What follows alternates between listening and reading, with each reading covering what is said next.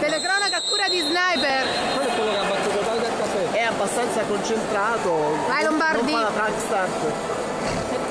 Perché è un noob. Vai Davide! Un tuffo abbastanza semplice, un'esecuzione facile.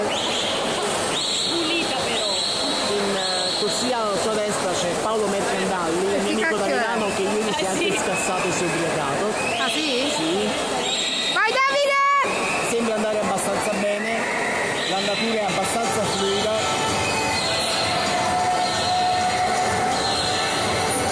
Vediamo il parziale. Vedete voi i parziali? Sì.